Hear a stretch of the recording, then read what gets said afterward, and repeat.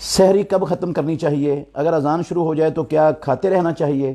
بھئی سحری کو آخری وقت میں کھانا ہی افضل ہے۔ رسول مکرم صلی اللہ علیہ وسلم نے اس کی ترغیب دی ہے، کہا میری امت جب تک افطاری میں جلدی کرتی رہے گی، سحری میں تاخیر کرتی رہے گی، ہمیشہ خیر اور بھلائی پر ہی رہے گی۔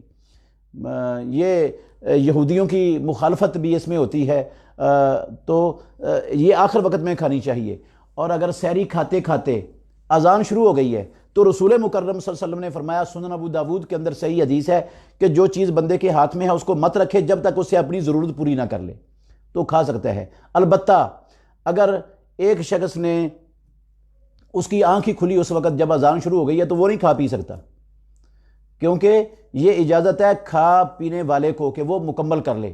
جس نے ابھی شروع نہیں کیا تھا وہ اذان شروع ہونے کے بعد شروع کرے گا تو اس کا روزہ نہیں ہوگا، کیونکہ اذان شروع ہوتی ہے سحری کا وقت ختم ہونے کے بعد۔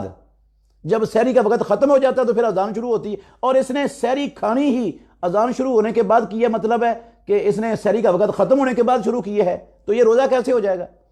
تو اجازت صرف اس شخص کے لیے ہے جو پہلے سے کھا رہا تھا اور بیچ میں اذان ہو گئی ہے، اس کو رسول اللہ صلی اللہ علیہ وسلم نے یہ رخصت دی ہے کہ وہ اپنی ضرورت کو پوری کر سکتا ہے۔